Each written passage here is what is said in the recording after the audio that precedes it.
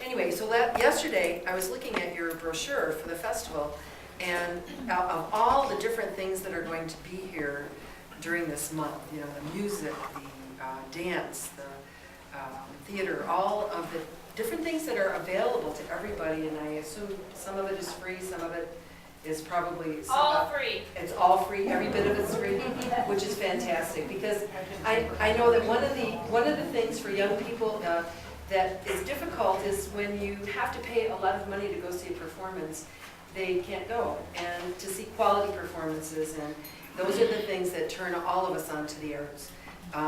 Having, you know, going to something and seeing someone do it perfectly is something that inspires young people to feel like I can do this, or I'm interested in doing this, and to go on to be, you know, be in the arts.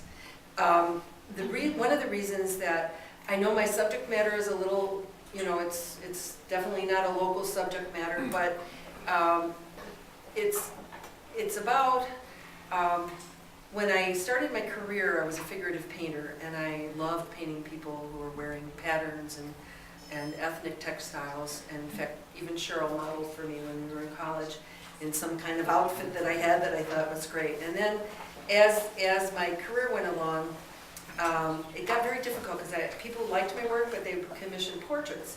And so I did portraits for some years, and then as I got more commercial with the portraits and people were paying more money, it was like, oh, you have to have the whole face in the portrait, and my child does not, their mouth isn't quite like that, or their nose isn't quite like that, or whatever. And so the father would see the daughter one way, and the mother would see the son a different way. And so it was very difficult to please people doing portraits, even though I did love doing figures. So at the time I was working in a plant shop, and you can see that we brought, Pat asked me to bring the flower painting, which is what I really do for a living, because it was entered in Art Prize the year before last.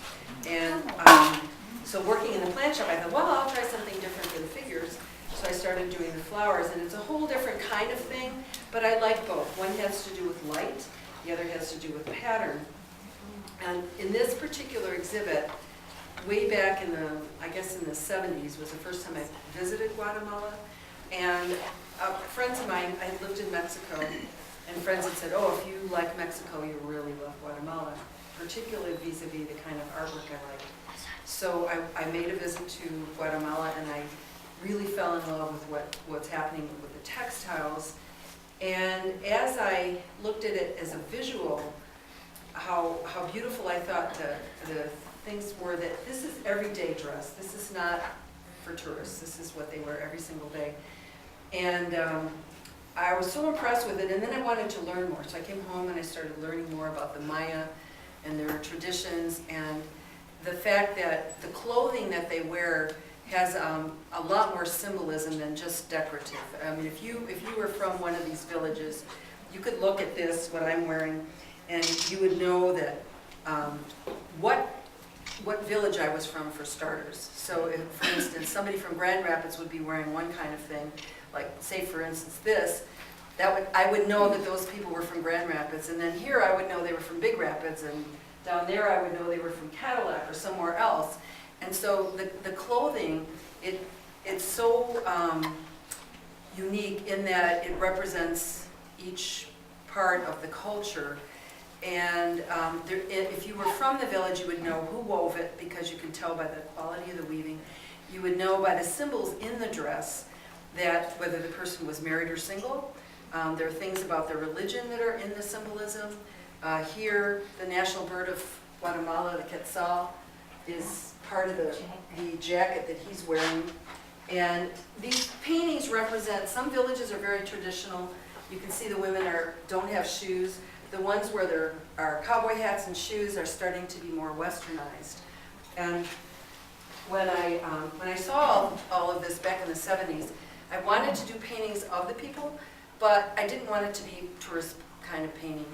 And as I spent time in Guatemala, I saw that time after time, I would go to a village and there'd be some kind of a religious procession. And there'd be people, you know, well, there are lots of things that go with it, you know, the drinking and religion and all this all mixed together, but there were constantly people doing processions. So I had this concept of doing a procession, and then when I go back and forth from Guatemala, I started learning more about not only the culture, but about the politics. And back in the 80s, in particular, after I started having the concept for this, there was like a 30-year civil war in Guatemala, and the traditional dress was important because people were identified from a distance by what they were wearing and where they lived and what part of the what tribal, if you want to call it tribal area they were in. And over 200,000 people were massacred, and some of it was the army was trained to identify people by what their clothing they were wearing. And so as a result of that, there were a lot of refugees that came to the United States, and people started to sell their clothing or switch back and forth from other villages. So they were essentially, even though they still maintain that tradition in many places, in a lot of other places, that identity that was so important has been, is in the process of being lost or diffused. And so this is why it was important to me to do this. And it was kind of, Carrie and I were talking about this. The thing that I think is wonderful about the Festival of the Arts that you're doing is all of us who are right-brained people want a way to communicate, and it's like a visual language. So instead of writing a book or doing a concert, this is my way of communicating what I felt in the experience of being in that culture. So the paintings represent the different villages. Each canvas is from a different village. It represents a different village, and these people would never be seen together normally. Everybody in the whole village would be wearing that kind of dress, and another village something else. So, and when I did it, I felt this emotion about the fact that the war was so difficult for everybody, and that the culture was being lost. So I did it as I didn't know how to link all the canvases together, and so I did pieces from the cemetery. I took basically shapes from the graves and shapes from the cemeteries to put in the background and made it quite flat. So you'll see that the beginning of the procession, the man is frontal, and he's walking with a drummer behind him, and it's a realistic painting.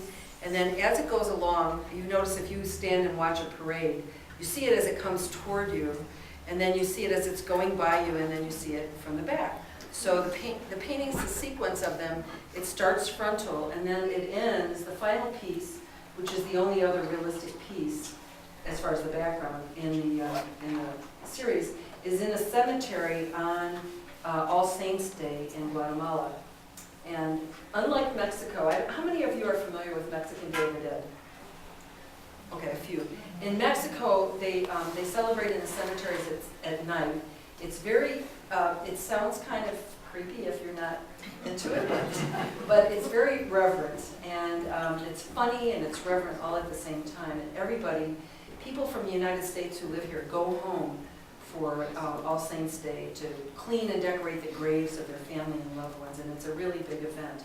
In Guatemala, it's big too, but they celebrate during the day, and they fly kites to communicate with their departed ancestors is basically the reason. So you see that huge kite in the corner of the painting, and that's what they fly in the cemetery.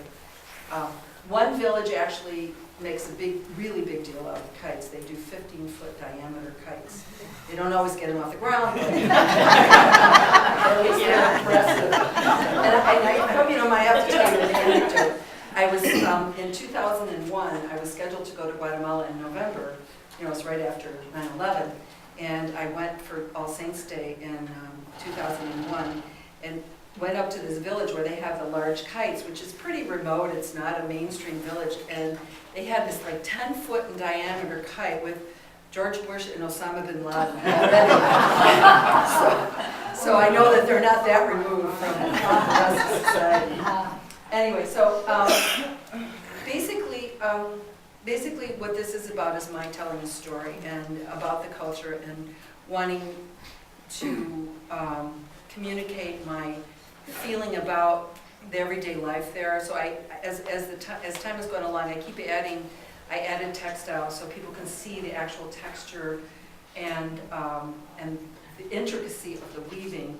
In addition, there are photographs from villages and from everyday life, so you can see how the textiles are worn, how the people are, everybody sews or weaves or all that. And so the men don't wear their dress so much anymore, but in my photographs they do. And so I brought the textiles together, the photos together, so that it's a full experience, and I really enjoy doing it. So if you have questions tonight, I'm more than happy to answer anything that I can about why I did what I did. But it's, you know, it's my story, my concert, whatever you would like to call it. And I hope that you will enjoy the experience. The one thing that we didn't do that would have made it 100 times more complicated is occasionally we do a sawdust carpet underneath the whole exhibit if there's participation from like adults and children in the area. But that's a mess, and it's, it's a project, but it's fun to do. And I think I've got some postcards up in front, and also there are, if someone's really interested in Guatemala and bibliography, I have a handout that's like 10, 8.5 by 11 pages that has information about textiles, information about you know, my statement, a bibliography, information about politics, all those things. It's a little out of date, but at least it's there. So it's not something you just want to take unless you really want to do some research on Guatemala. But I wanted to thank everybody here in Big Rapids for inviting me and for allowing me to participate in this festival, because soon I understand you'll have mariachis, so, which is something I love. And I hope that before the end of the festival I'm able to come back and experience some of the performances that are going on. It's great. So thank you again, and enjoy the exhibit.